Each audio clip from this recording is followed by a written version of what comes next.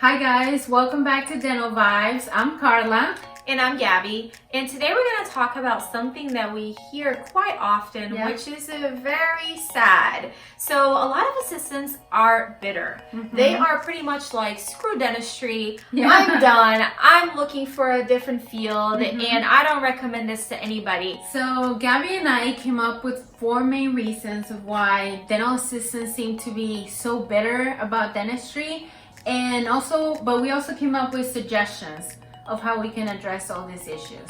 The first one is when you are in a bad office or you have a bad boss. So sometimes it takes actually to move from one office to the next until you find Or about 50 right offices. Yeah, Maybe. yeah. So that's pretty much the solution. So if you're feeling underappreciated, overworked, underpaid, and you feel like, oh, this office is just going nowhere, you don't owe them anything. You can move on, and I guarantee that you will find that perfect office for you, where your team is awesome, your boss is not only a great boss but a great dentist, and you will probably have the opportunity to grow as a dental assistant or in the field itself. Yeah. Another thing that I think is the really big reason why assistants are very bitter is because not just assistants, but a lot of people in general, they are scared to get out of their comfort zone, or let's be honest, sometimes lazy. Sometimes lazy to get out of your comfort zone, right? And learn new things.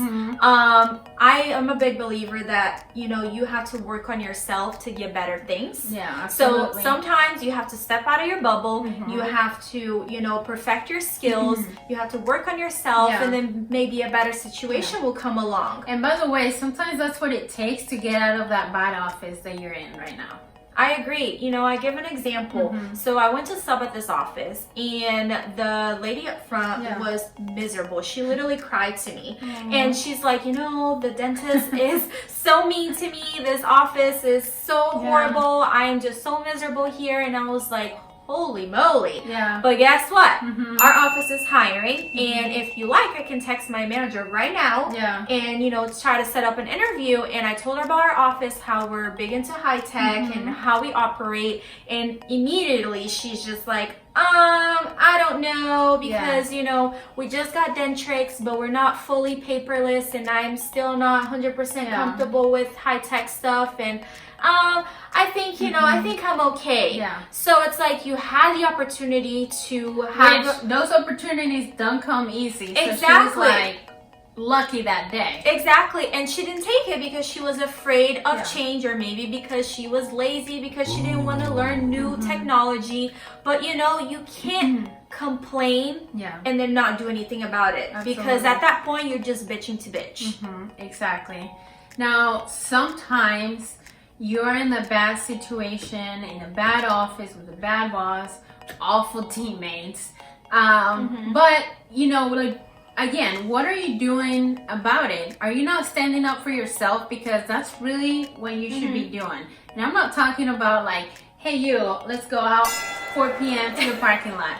No, it doesn't always need to be about you quitting, okay? Even though we're like, hey, if you gotta move on, you gotta move on. But sometimes you just gotta have a simple meeting like, hey, can we talk about this? And, you know, let's resolve our issues.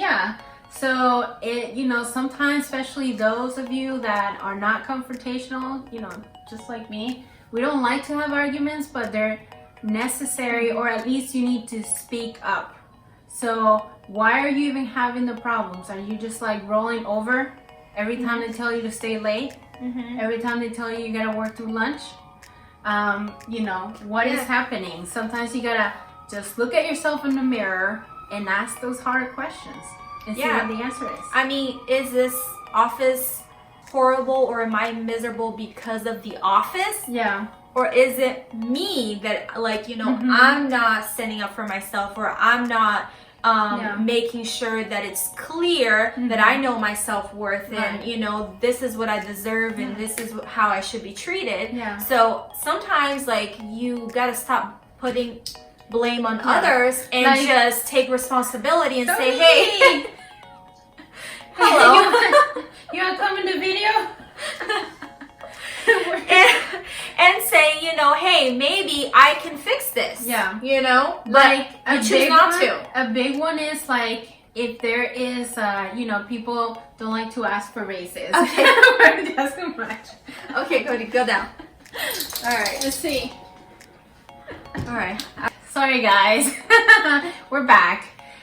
You know, big thing is like, oh, well, I thought I was going to get this raise, but I didn't. And then you just go on and on and on, complain about it. Well, how about you go back to the office, talk to the office manager or the dentist and be like, hey, I feel like I deserve this because 1, 2, and 3, and 4. Mm-hmm. You know what I mean? So you do have to stand for yourself, period.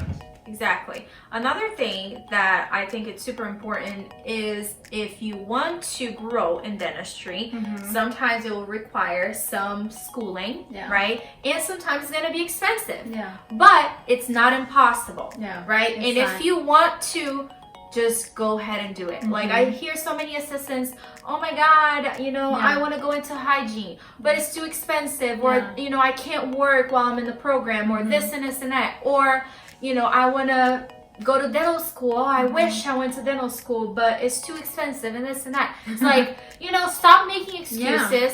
Stop putting obstacles in your way. Just if you want to do that, pursue it. And I guarantee you that you can probably achieve it. Yeah. So there's a lot, especially nowadays, there's so much aid for, you know, people that want to go back to school, or resources, older students that are doing both things, working and going to school simultaneously. So yeah, it's not impossible. It's not impossible, and guess what? It's never too late. Yeah. It's never too late. I mean, just look at your options and stop listening to other people's opinions. Yeah. I literally cannot stand when I hear assistants that say, oh my God, I've been talking to some hygienists and they said it's really hard to get a full-time job, and you know, now I'm hesitant. Yeah. Like, who said that? Who said that? I mean, everybody, you know, is gonna need cleaning at some point, and it's just ridiculous. I mean, if you become a hygienist, trust me, you will find an office that is going to give you plenty of hours at some point.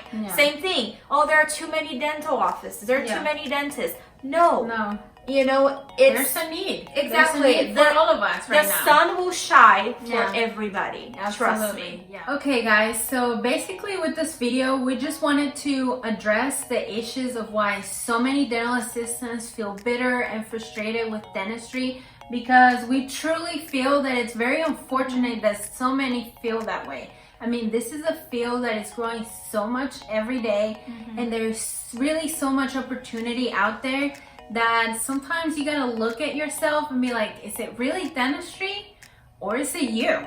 So think about that. I agree. Now, of course, we like to hear what you're going through in your office, what you're frustrated about. So let us know in a comment. Hopefully we can help. Make sure you like this video. Subscribe to our channel for more dental tips. Don't forget to check us out on Instagram if you like dental memes. And we'll see you guys next time. Keep smiling.